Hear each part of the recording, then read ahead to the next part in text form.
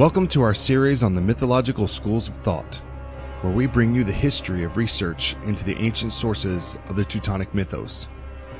Here we shall explore the evolution of mythic interpretation as it pertains to heathen belief, while demonstrating both the truths and the flaws within each school. We truly feel that by properly explaining the timeline of this research, we can help those of our faith to understand the necessity of moving beyond the academic lines and welcoming the true reconstruction of this belief. Our religion was subject to centuries of persecution, and as such, the documents that led to its revival originally ended up in the hands of those opposed to it. Once we recognize the flaws within their methods, we can begin to discern what can be of benefit to our community and what must be discarded. We are the Epic School of Mythological Research, built around the method originally developed by Victor Rydberg in the late 19th century. From the very beginning of our school, we have always viewed the stories as part of a religious structure. The gods are not symbols, they are not fantasies, and they are not deified humans. The Norroena Society has been working diligently for the past 25 years to develop Rydberg's method into a working body of sacred lore for our folk. This is our mission. This is our passion. This is our religion.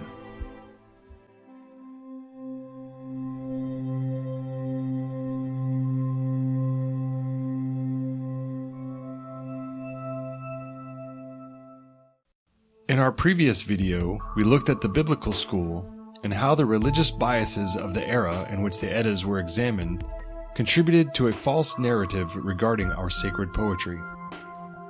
We now examine the nature school, which has its origins in the same principal ideas, namely that Christianity can explain any cultural phenomenon and should always be the starting point in any investigation into ancient beliefs, no matter how far apart they may be. In this case, the basis of the school developed from Bible passages that defined ancient pagan beliefs as nothing more than superstitions and a turning away from their God. Nature is a fundamental aspect of the elder ways. It is the embodiment of the universe around us, and is deeply related to our models of the divine. The gods have dominion over nature, and at the same time are a part of it. Together they form a collective of powers that work synergistically to maintain the order of the universe and the forces that exist within it.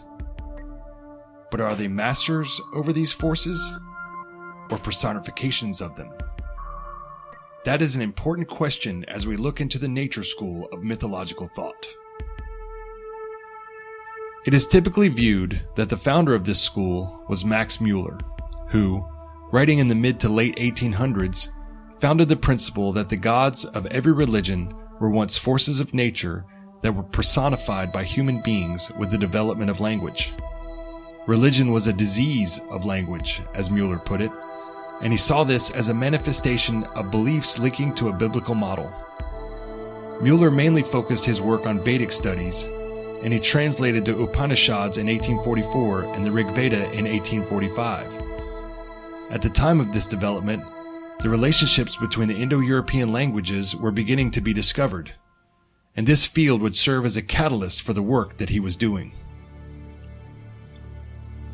The passages of the Bible supporting Mueller's points were Romans 21 through 25.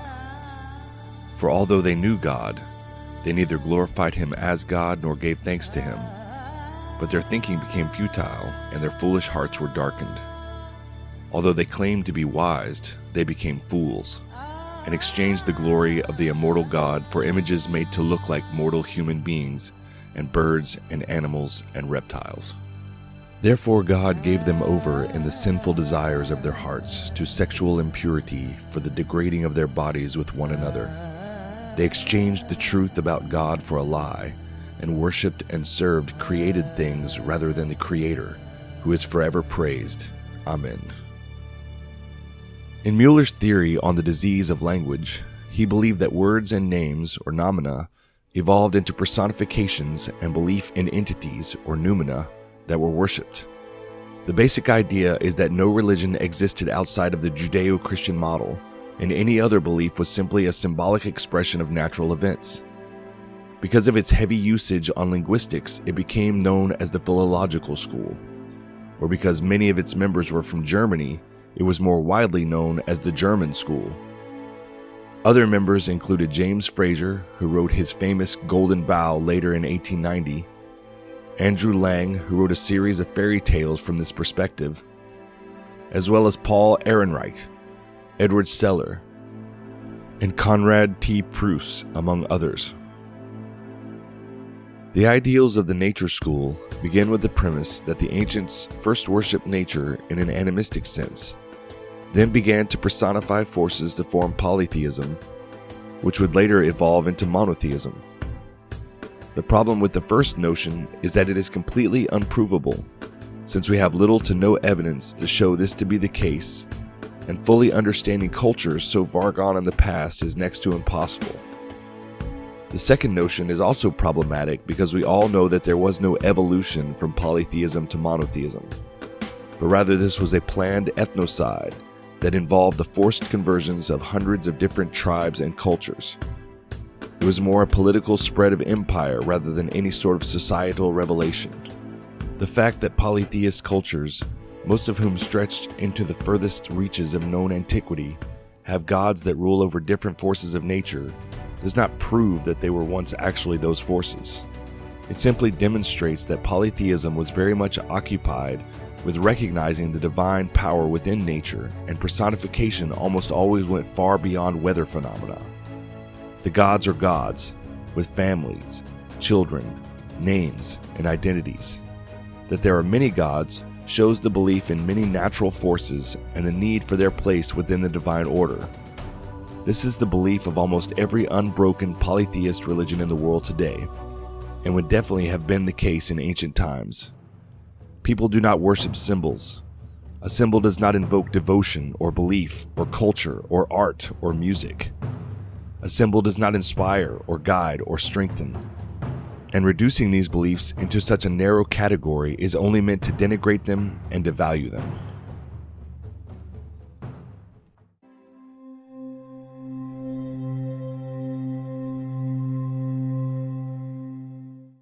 The fundamental basis behind the nature school is that all language is connected and that all cultures develop the idea of religion from the evolution of language.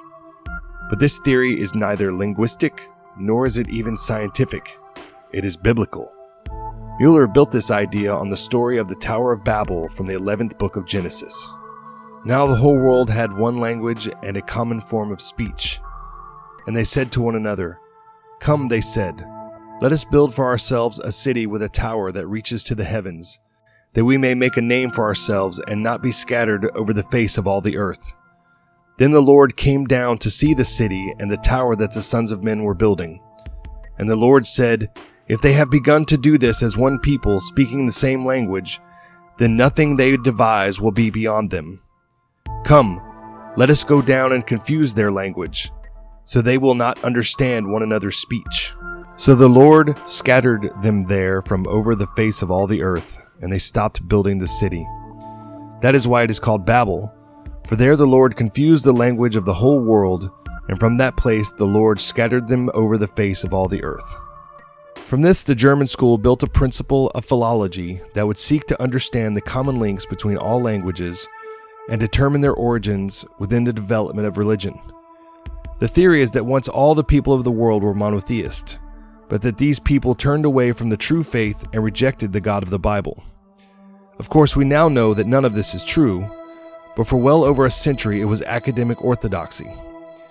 As the theories and ideas developed, Mueller stated, "I make no secret that the true Christianity, I mean the religion of Christ, seems to me to become more and more exalted the more we know, and the more we appreciate the treasures of the truth hidden in the despised religions of the world." When taking a position such as this, a certain point of view is interjected into the research method into the mythos. The idea is that when you begin viewing the gods of old as natural forces, then their stories become symbolic of those forces. Every story, every poem, and every idea becomes an expression of nature. A god's death is a symbol of winter, while his rebirth is the harvest. A goddess weeping is the rain. A divine weapon becomes a cornstalk or a phallus or any number of things. The biggest problem with the nature school, besides its obvious Christian origins, is that it is purely subjective and is subject to the whims of whomever proposes commentary on the subject. Certainly we find symbols of nature in the lore, such as the mighty Yggdrasil or the many animals of the gods.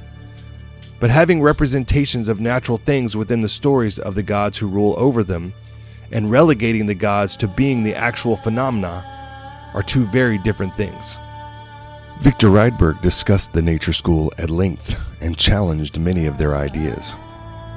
The German school starts from the assumption that the myths, as they stand today, are pure products of the power of nature's workings on the human imagination.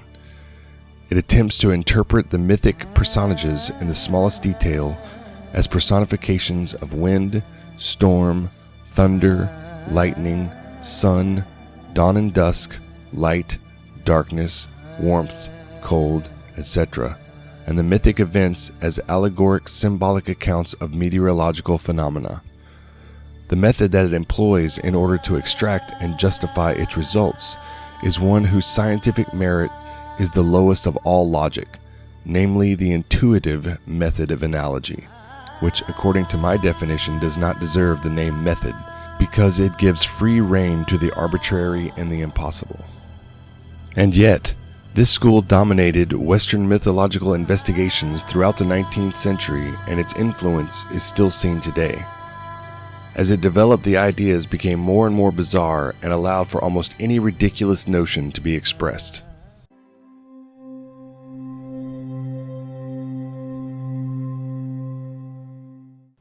One example of the strange ideas from the nature school is the obsession with sexual symbols.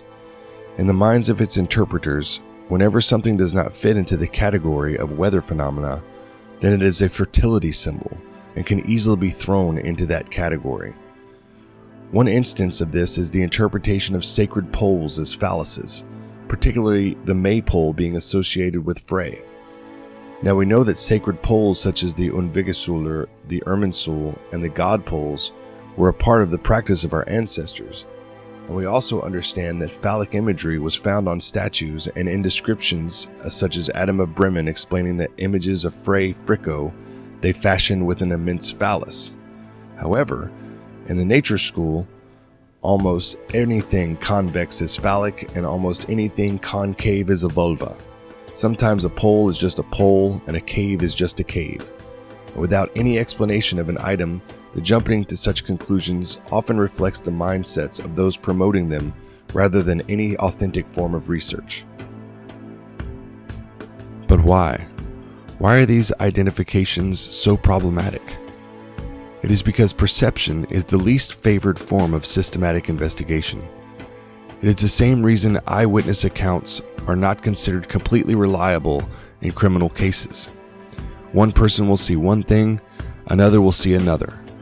When such an arbitrary and capricious method is utilized, one can create almost anything, invent almost anything, and make almost any connection they desire. What then happens is a development of cults of personality surrounding those who make such connections, relying on their special knowledge of such things, when in fact the only connections being made are pure fantasy and imagination. The entire exercise becomes an overinflated Rorschach test that claims to have all the answers, when in reality it is only based on the whims of those creating the content. So is a pole god a phallus? Is Yggdrasil the placenta? Were our ancestors really just worshipping symbols? Not hardly, and the ideals surrounding the cults of personality that promote these theories, if you can call them that, only allow for what we call fill-in-the-blanks religion, where anyone can interject any belief or concept into our faith as they see fit. This has allowed for political demagogues, internet personalities, and New Age charlatans to stake claims on these ancestral ways and turn them into a battleground for everything but the actual religion. Many of the people who follow the philosophies surrounding the principles of the nature school simply do not want to be religious, do not want to recognize sacred law, and use Teutonic polytheism as a platform to promote a litany of creeds that have nothing to do with our ancestral gods and goddesses.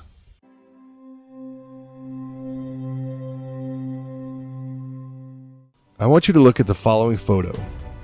What do you see? Is it a sexual act? Is it a phallus? A mask? What you may see here and what another may see will be two completely different things. Now imagine some expert telling you exactly what this image represents because they see what it is and know what it is based upon their years of study in a university. Let's say for an instant that they tell you that this is in fact a phallus.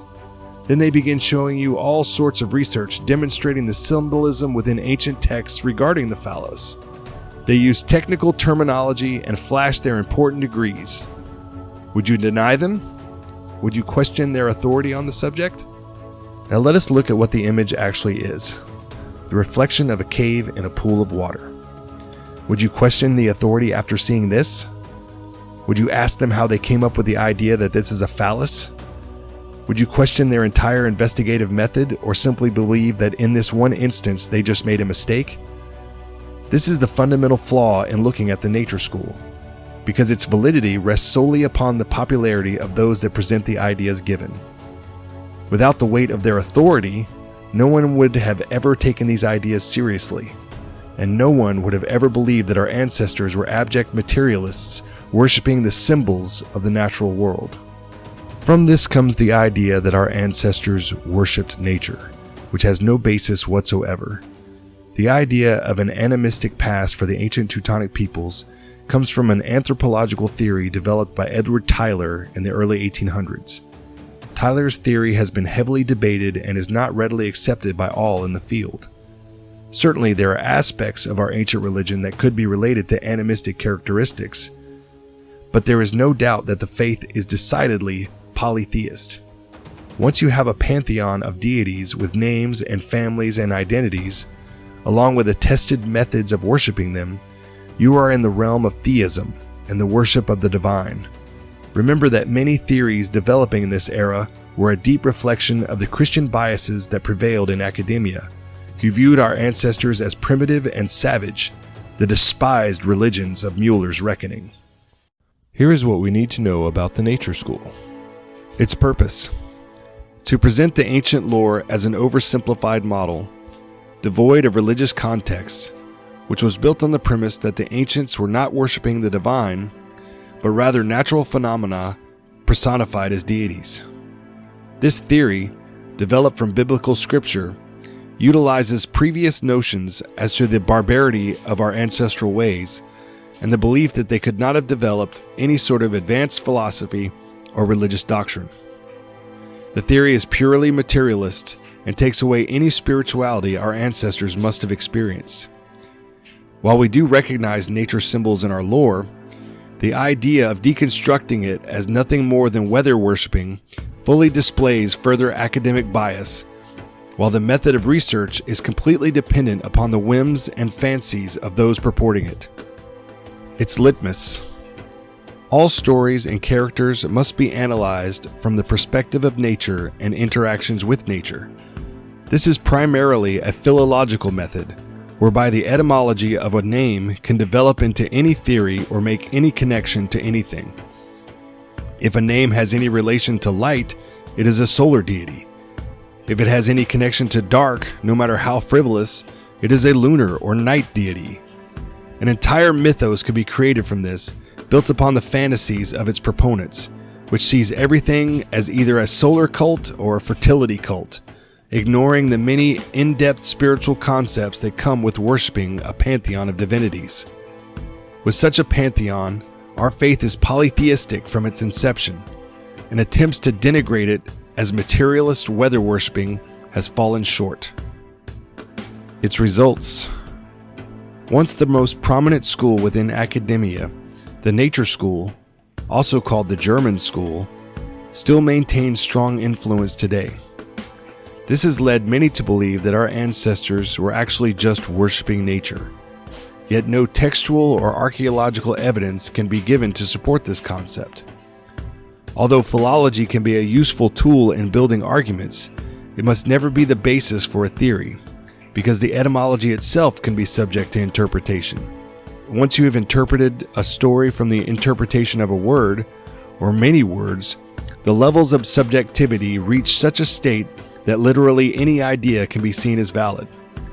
The validity of the argument is then based solely upon the popularity or credentials of its author, rather than what is actually being said in the source material.